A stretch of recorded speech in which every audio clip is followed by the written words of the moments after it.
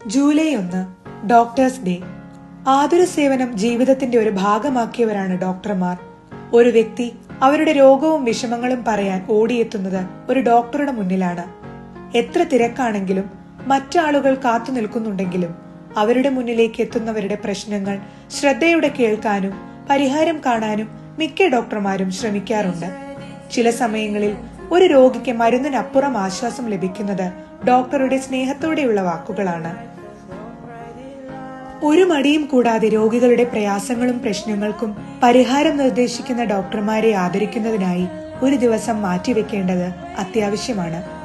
ഇത് കേൾക്കുമ്പോൾ തീർച്ചയായും നിങ്ങൾക്ക് പരിചയമുള്ള ഒരു ഡോക്ടറിന്റെ മുഖം മനസ്സിലേക്ക് വരും. അവരെ ഈ ദിവസം നിങ്ങൾക്ക് ചെറുതായെങ്കിലും ഒന്ന് വിഷ് ചെയ്യാം. ഡോക്ടർമാർ ഇല്ലായിരുന്നെങ്കിൽ നമ്മുടെ രാജ്യം ഇത്രയും ആരോഗ്യത്തോടെ ഇരിക്കില്ലായിരുന്നു. COVID-19 പോലുള്ള മഹാമാരി നമ്മുടെ രാജ്യത്തെ പിടിച്ചുലച്ചപ്പോൾ നമ്മുടെ ഡോക്ടർമാർ രോഗികളോടൊപ്പം നിന്നു എന്ന സത്യം ഈ അവസരത്തിൽ മറക്കാൻ സാധിക്കില്ല.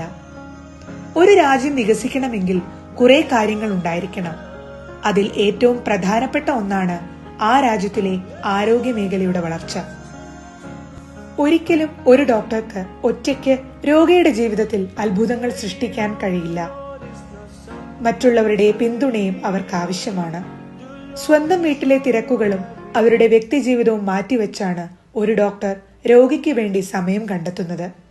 ഇന്ത്യയിൽ ജൂലൈ 1 ഡോക്ടേഴ്സ് ഡേ ആയി ആചരിക്കുന്നത് പോലെ എല്ലാ രാജ്യങ്ങളും ഡോക്ടർമാർക്കായി ഒരു ദിവസം മാറ്റിവെക്കാറുണ്ട്.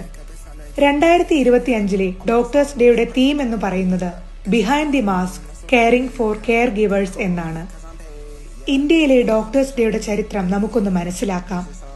പശ്ചിമ ബംഗാളിന്റെ രണ്ടാമത്തെ മുഖ്യമന്ത്രിയും ഫിസിഷ്യനുമായ ഡോക്ടർ ബിധാൻ ചന്ദ്ര റോയിയുടെ ഓർമ്മയ്ക്കായാണ് ഈ ദിവസം ഡോക്ടേഴ്സ് ഡേ ആയി ആചരിക്കുന്നത്. 1882 ജൂലൈ 1 അദ്ദേഹത്തിന്റെ ജനനം. അതുപോലെ 1991 ജൂലൈ 1 അദ്ദേഹം മരണപ്പെട്ടത്.